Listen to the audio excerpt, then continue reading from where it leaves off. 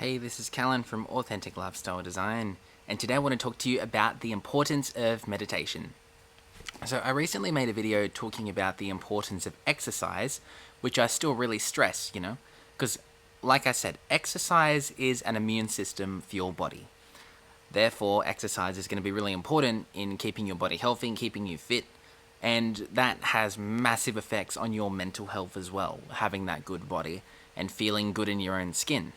Being able to get up and have the discipline to go for a run or do some push-ups or go to the gym or whatever it is you do, you have to be doing something. But today I'm going to talk about the importance of meditation, because exercise is kind of mainstream. Like, a lot of people exercise. It's pretty common. I mean, a lot of people don't, I guess. Maybe I'm wrong, but it's more common than meditation. There's more people exercising, at least in the West, than there is meditating. And the benefits of exercise are really public, and everyone knows if they're not exercising, then at least they should be. Meditation isn't so much like that, okay? And meditation is near as important, I think, in the long run. It's really, really significant. You realize so many people, they're just so stressed out these days, and they're so overstimulated, and it can be a bit of a problem. It can play into depression and... Like, why do you think we have all the technology and all the stuff we have now, yet the depression rates and the mental health spikes are the lowest they've been pretty well ever? Well, that plays into it. Now, what is meditation? Meditation, well, the fundamentals of it, there's heaps of different types of meditation. The fundamentals of meditation is to sit in a space or lie in a space or something like that, and to focus solely on one thing, and to empty your mind through that process.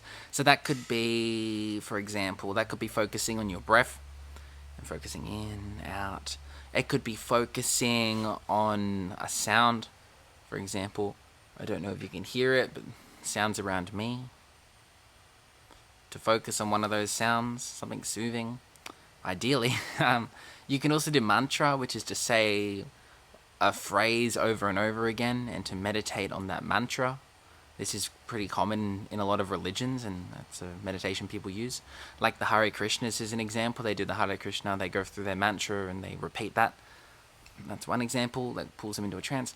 Another example is repetitive kind of tribal music. So either old school stuff with drums or whatever, or even modern forms such as trance music, where the idea is like an active meditation. Whatever it is for you, you'll figure out what meditation you enjoy. The idea is it's good that you do it. It's good that you clear your mind. And while you're meditating or focusing on this one thing and trying to empty your mind, when a thought does come up or a feeling comes up or something, the idea is it's floating past and you just watch it float past. When what our minds normally do is it floats past and you go, oh, and you go off on some weird thought tangent and think about it. So you want to get used to just watching your thoughts float past and choosing not to engage with those. And that can take years to do. Now, what are the benefits of meditation? What are the benefits of doing this? One, it'll pull you into a much more kind of natural, blissful state. It'll chill you out. You'll take life less seriously. You'll be less stressed. For stress, it's amazing. It just allows you to become significantly more chill. And you can tell from people that have an active, regular, healthy meditation practice, they're usually more chill. Now, if you do both, if you exercise and you meditate, then you're really going to start seeing the results. Because meditation, in a way, is exercise for the mind. It has similar benefits. So you can go for a run, you're going to feel good after that. You meditate, you're also going to feel good after that. It's going to leave you in a better state than when you began.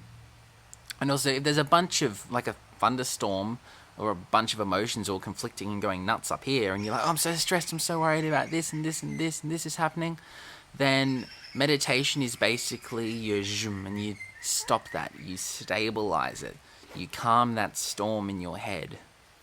Because most people are just led by their emotions or their impulses. They're either too far that way, where they're just following their emotions, or they're too far logical, where everything has to be logical. They're not usually centered between those two hemispheres or those two ways of thinking. And that's really where you want to be. Because people are just stressed out all the time. And then to meditate, it's like, you should try this. Nope, same exercise. It's like, I'll do it. I'll give it a go. But the difference is, with meditation, people aren't told about the benefits. People don't know about the benefits. And they are immense. It's one of the most important things you can do in your life, yet no one hears about this. Only now is it starting to become a little more talked about. Now you notice that a lot of successful people have some form of meditation practice. You realize that mindfulness is starting to come into schools and it's starting to come into workplaces, and mental health is something people are starting to talk about. But, you got to look at mental health logically. If you're depressed, then you got to think about it, Say, I'm really miserable, but my life is, I am single and I don't want to be single, and I'm broke and I live in a really bad place, and I really hate the work I do, and I'm not respected by people, and I'm not around positive, uplifting people. Well, why wouldn't I be depressed? That's just common sense. Now, how do you fix that? Step by step. Lifestyle design, the purpose of this channel. You authentically sculpt it. You say, all right, here's where I am. You have to accept where you are. The past is something that happened, and there's lessons in the past, but you can't live there. You've got to live in the now. And you go, okay, I'm here right now doing this. And then you move on. Where do I want to be? And you begin sculpting.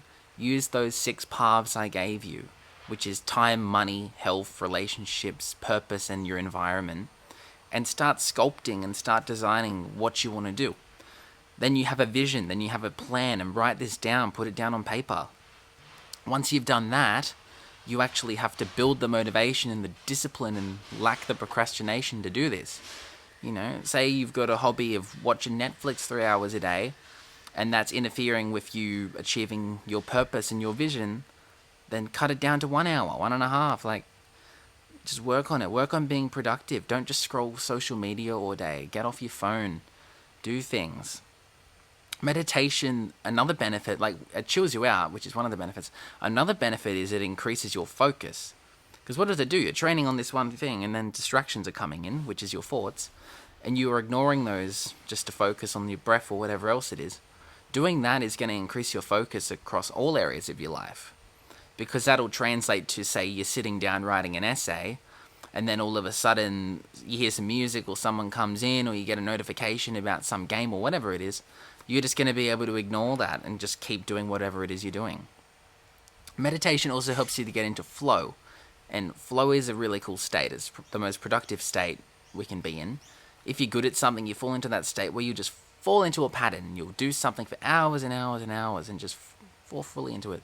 For me, that's when I make music. When I'm producing music or something, I'll fall into a flow state. And I can sit there for 4, 5, 6 hours just playing and making something. It's a fantastic state to be in. And meditation, and once you get good at meditation, you're going to fall into flow more. And it's something that can take even years to get good at. I'd say it took me... When did I start? I started at 16. It took me till I was about 21 to get good at it. It's about 5 years. And from then it kind of became a regular practice. There's a lot of benefits to it. I recommend try it every day. Set a timer. 10 minutes, 20 minutes, however long. 20 minutes is probably a good start. And just realize how chaotic your mind is. That's the first thing. Like with the martial arts video, I said most men think they can fight. Then they go into a dojo, they realize they can't. With this, it's the same. You'll try and meditate. You'll be like, oh, this is going to be not too bad. You sit down and all of a sudden you start to observe this storm that is in most people's heads. And you're going to be like, oh my God, I've got to sort this out. I'm running rampant. My mind is so chaotic and so full of stuff, and you'll have to work at reducing that. Meditation is a good key. And you've got the internet. You can look up so many different types of meditation and things and figure out what works for you, or join classes or anything else. If you do these two things in tandem, if you exercise regularly and you meditate regularly, the benefits on your life are going to be on pretty well anything else I can think of. A bunch of money, a bunch of success, a bunch of this. None of that's going to give you the fulfillment that these two things are. They're pillars for your health. They're just pillars for your health, physically and mentally. They will change you in amazing ways. But it does take time. It does take months or years or however long. And you will have peaks where you're flying, and then you'll have dips. And it won't be hard to do it during the peaks. You'll do that quite easily. It's during the dips or the moments when you're not feeling bad, that's when the exercise and the meditation are going to become more challenging. We should do both. If you can have a ritual where you exercise for 40 minutes, meditate for 20 minutes, you do that every day, you'll become an unstoppable machine. You'll be able to do such amazing things. And it doesn't even matter materially what you've achieved or where you are at that point, because internally you're just going to be at peace regardless of that. And you're going to be on your path and on your mission. And you're going to be able to actively, same as meditation, you're focusing on a goal. That goal and purpose of your life is going to be your pure focus. And little petty things like pyramid schemes or people telling you should be doing something else or tiny little interferences, those aren't going to matter because you're going to be so grounded in that purpose that it's the same as meditation. All these little distractions come flying past and you'll just be able to ignore them. So I hope you enjoyed this video, and I hope that at least after watching this, when you get the chance, set a timer for 20 minutes and meditate. Just to observe and to get a ground check on your mind, just to see likely how much chaos there is up there and how you can't even sit still. Because most people, they can't even sit still. Some people are even terrified to be alone. They don't like their own company. They don't love themselves. They're always just distracting themselves and never dealing on these internal things. So if you got value from this video, give it a like, comment, subscribe to the channel, and I will be posting more videos. I couldn't get one on Friday. I had to travel a fair bit and Easter and all the rest of it, but I should be back on schedule now, so I will talk to you soon.